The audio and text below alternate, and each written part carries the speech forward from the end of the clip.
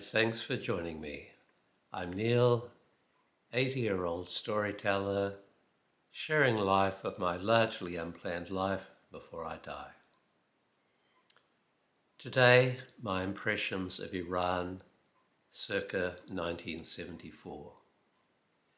So I've left Khatmandu on a Sundowner's bus with 36 other people, 2 drivers, Fred and Colin, and the date is, and I'm going to read directly from my travel diary from 1974, and I hope it's of interest. Thursday, 23rd of May, 1974. Herat, Islam Kula, Mashhad.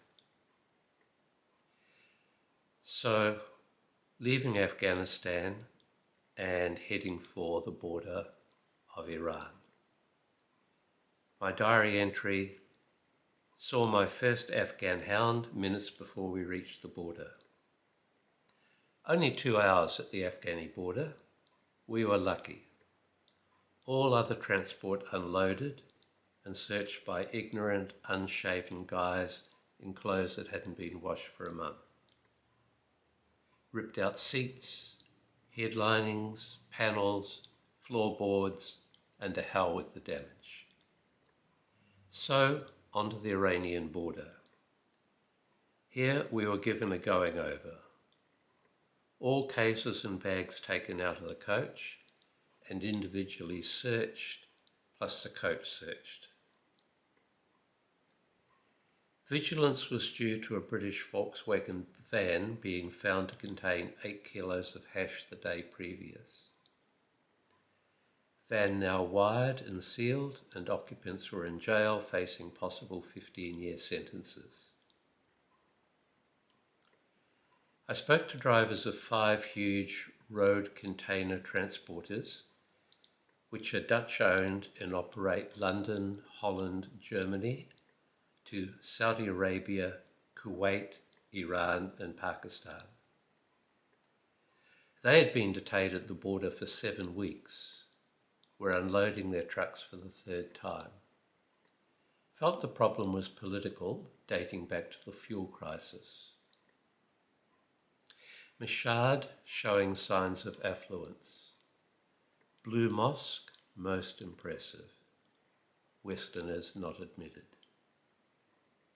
Food prices in the hotel exorbitant, but found an open sandwich bar and bought a sandwich containing chicken, roast mutton, olives, parsleys, pickles and onions for 15 rials.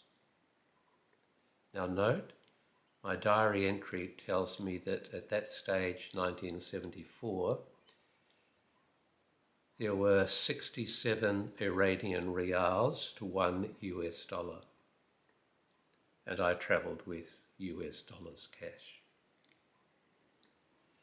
Friday, 24th of May, 1974. Mashhad, Bojnord, Shaman, Gorgan. 585 k's on a good sealed road through the Rice Bowl of Iran. From Mashhad to Bojnord, vast sugar beet fields stretch both sides of the road. Then a climb to the central plateau and back down to the plains bordering the Caspian Sea. At times, we were as close as 50k to the Russian border. Passed through Shah Sand, where the Sundowner stops used to be made, which is in the southernmost portion of the vast Russian steppes. Trees climb from the valleys to the hills, and coloured drops of red wild poppies wink from the roadside. The public bus service in Iran is frequent, good and cheap. The buses, which are built in Iran and Mercedes powered, are very fast. Previously, they cruised at 80 to 85 miles per hour, but after a head-on collision which killed 78 of the 92 on board, They are limited now to 80k an hour. Friday, 24th of May. Street scenes in Iran present a picture coloured with the red, green and white national flag, which is displayed at every corner.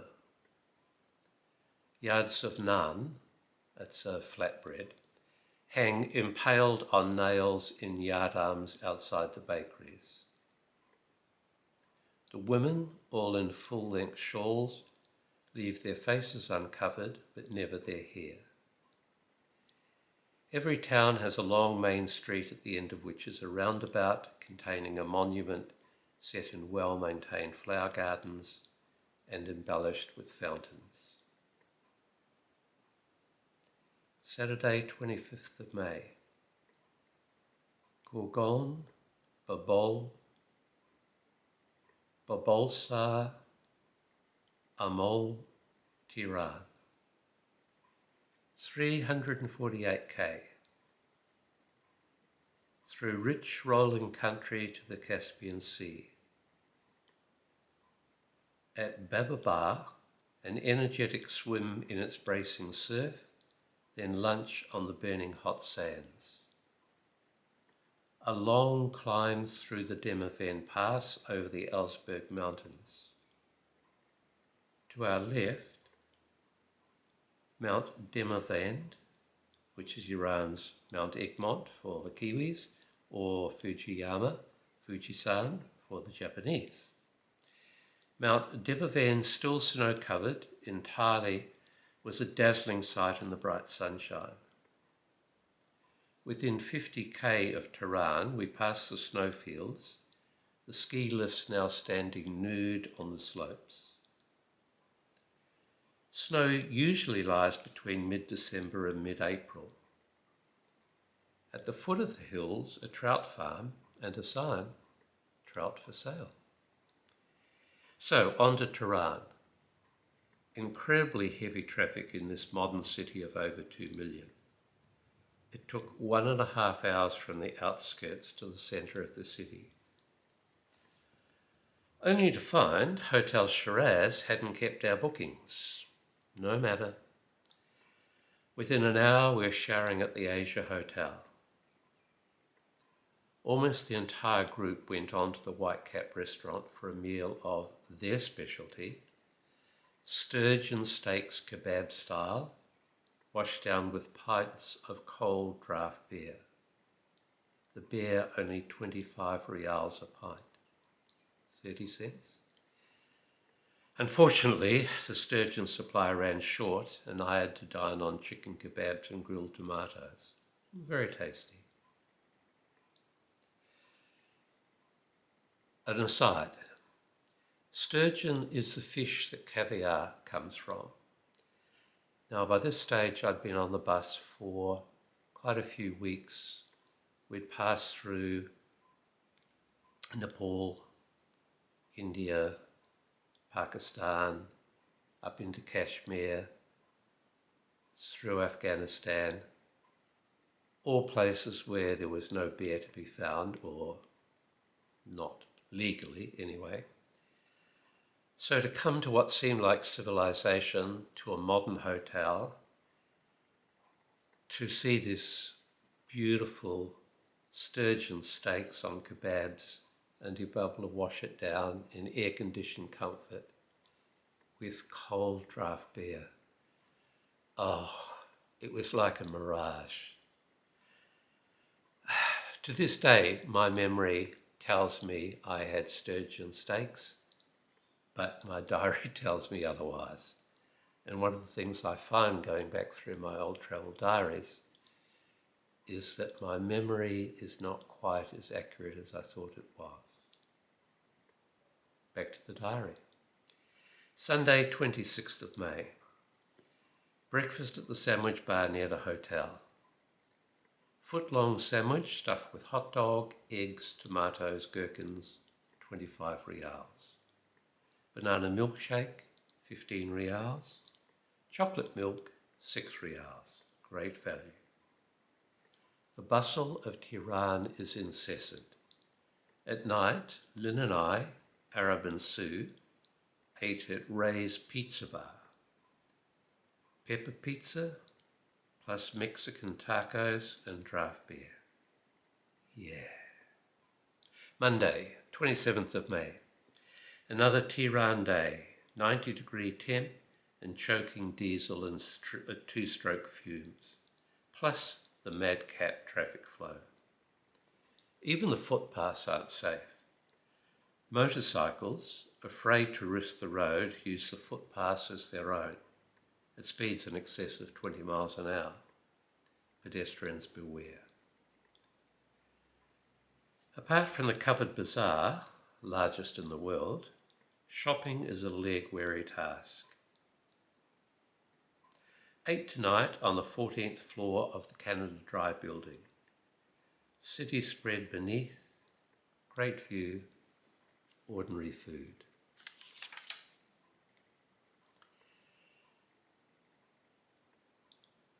Iran, from the diary. Iran, population 22 million. The head of state is Shahinshah Mohammad Reza Shah Pahlavi, a remarkable and loved leader of the Iran people who is dragging Iran in the steps of major Western development at an accelerating pace. A visa costs New Zealand subjects 25 rials, Australians 35 rials, Brits nothing. The name Iran is believed to derive from Aryan or Indo-European, the family of languages embracing not only the Sanskrit family of Indian tongues, but also Greek, Latin, Italian, and most of the other languages of ancient and modern Europe and America. Iran is the major oil producer in the Middle East. Agriculture is the main occupation. Problems of absentee landlordism, I think I made that word up, are being tackled boldly. Recently, over 2 million acres were given back to peasants. The textile industry is important, and significantly, tourism is increasing dramatically. Much of Iran's agricultural wealth is obtained thanks to an irrigation system which has been in existence since 600 BC. Kanati, also known as kais, are underground canals leading from the base of a snow-covered mountain to land needing irrigation. They are created parallel with the surface of the land and penetrated by shafts or wells at intervals of 50 meters. Once dug, the Ganat supplies cold, pure water at a roughly even flow all year round. Afghanistan once had a similar system, but it was destroyed by successive invaders, and today little is left, hence the barrenness of the Afghani countryside. Educational facilities are being provided rapidly in Iran. In 1962, there was a 20% literacy figure. In 1970, a 50% figure. Men favour Western garb and show a very well-developed dress sense. Most women still wear the sheet-like covering, the chador, but especially in Tehran, many are now seen in skirts, slacks, blouses, etc. Iranian youth frequently go to Germany to work, purchase a car and return to Iran. Many of the cars are wrecked in Turkey on the journey home. Tuesday, 28th of May, Tehran, Qom, Isfahan. We leave Tehran and also one of our group, Barbara Pope, in hospital with anemic dysentery. With good luck and treatment, she should be well to join the bus on our return from Isfahan and Persepolis. Today, a not particularly scenic trip into the stony bare hinterland. Past two salt lakes, one hazy brown, the other a white dazzle. The interplay of light and shade on the closely stacked hills and mountains approaching Isfahan was the most interesting yet. Wednesday, 29th of May, city tour of Isfahan. Normal cost 370 riyals, but by using our own bus, the cost only 100 riyals per person. We visited the King's Mosque, situated at the end of a 500-metre long King's Square, which was built in the 17th century. Polo used to be played here for the people's pleasure, and the stone goalposts still remain. Watch the ultimate quality carpets being made by 3 government-employed fine arts graduates. Working full-time, 8 hours a day, the 3 people need 2 years to complete one carpet. 140 knots per square centimetre. The carpets they produce are for museums only and cannot be purchased. Lesser quality carpets cost around $1,000 per square metre. Then on to the Friday Mosque, situated in a bazaar. So called because Muhammad's birthday was on a Friday. All mosques have 2 inner minarets plus a dome and a mizzen tower. There are 4 sound shells built around a square. The one topped by the 2 inner minarets and the dome signifies the one that points or faces to Mecca. The calling of people to prayer is done from the tower, which is not so high as the minarets, so that the voice does not distort. Today, it's a tape recording played through a speaker. The minarets were retained from the preceding Zoroaster religion, which worshipped fire. Fires were kept ablaze day and night in the minarets and provided a guide to caravans and pilgrims in the desert. Turban colours worn have meaning. A black turban signifies a descendant of Muhammad who is a priest or studying to become one. A green turban signifies a descendant of Muhammad who is not learned. A white turban signifies a priest or theological student who does not descend from Muhammad. Plunging into the maze of the bazaar, we entered the bowels of the earth to see linseed oil being crushed. The stone wheels, which revolve on a stone plinth, each weigh 5 tons. They were powered by camels, but now motors have taken over. Further crushing is done manually by manipulating huge tree trunks to which stone weights are attached. Lighting is still provided by the burning of the linseed oil. Next, we visited the home of a wealthy merchant, now dead and entombed in his room, the house maintained by the government.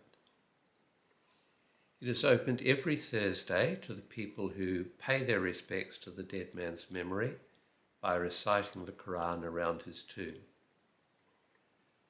Super opulence in the house. Carpets, rare furniture, walls of stained glass and mirrors. 10 massive chandeliers in one room alone. Goldfish bowls hung around the walls like lamps. And then the beautiful bridge of Isfahan. 2 stories. Top one for caravans and animals, the lower ones containing rest chambers for travellers, and a can also be used as a dam to provide swimming. Play poker at night with Jean, Hank and Pete. Start at 8:30 p.m, finish 4:25 a.m. I lost 300 rial, Pete lost 2,000 rial. Thursday 30th of May, a 4:30 a.m. departure for Persepolis. Reading this now, I realise we played poker until 4:25 a.m. and we departed on the bus for Persepolis at 4:30 a.m. So no sleep. Great to be young. Okay, 4:30k drive. We had 2 hours in the ruined city of Persepolis, then back to Isfahan. Persepolis was built by Xerxes and destroyed by Alexander the Great, who set it aflame during a drunken orgy. Much of the bas-relief is still very well preserved. Thursday, 30th of May. Below the ruins is a modern complex of buildings built as accommodation in 1970 for the 2,500th anniversary at a cost of $520 million. Today, it is meticulously maintained and unused except when the Shah visits, maybe once a year. Friday 31st of May, a day of leisure in the oasis of Isfahan. Took an early morning look through the bazaars, lots of exquisite hand-beaten brass and copperware, 24-inch tables, 1,000 rials, candlesticks, 150 rials each, but I'm not buying. Isfahan, famed as one of the world's most beautiful cities, certainly makes an impression.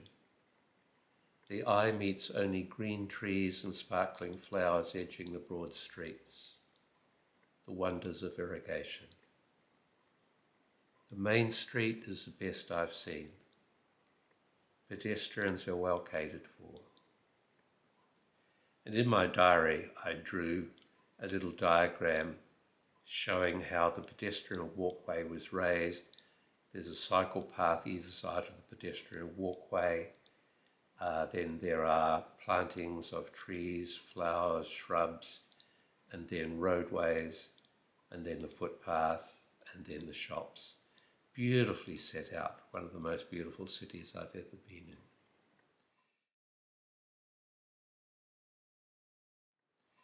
Saturday 1st of June, we retraced our steps to Tehran.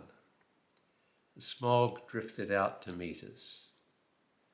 We spent a hilarious night at the White Cat restaurant with members of 2 other Sundowners groups and retired later to their hotel, the Armstrong. Pete proved too strong for a sink. Methinks is a story, but I didn't record it. Sunday 2nd of June, on the move. Tehran, Gazvin, Zanjan, Tabriz.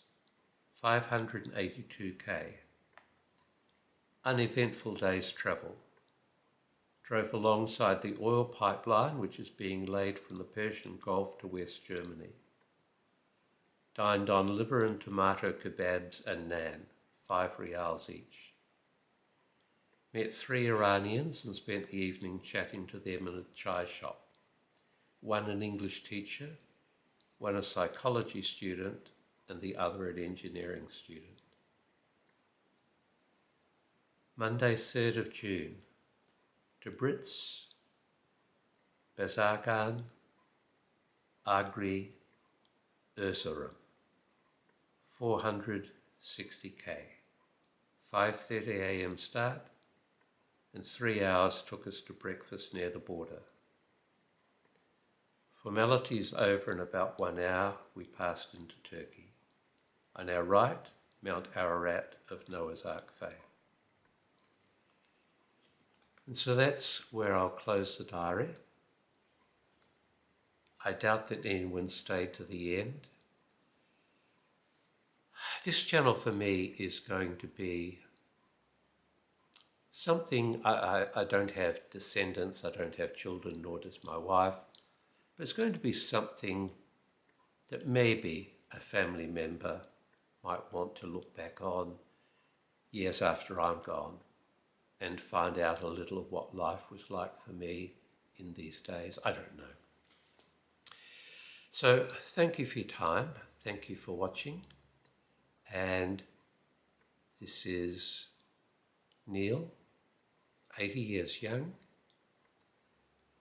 Oh, and before I go, given that Iran is very much in the news today, I'm not going to make political comment. I'm simply going to share my impressions of Iran compared to the 45 countries I've been fortunate enough to travel in and some to live in. At the time, I was so impressed with Iran. I found the people friendly, welcoming, hospitable. I was amazed at the affluence and the Western influences. It seemed every male that I spoke to had studied abroad. There seemed to be so much wealth from the oil revenue being shared with the population.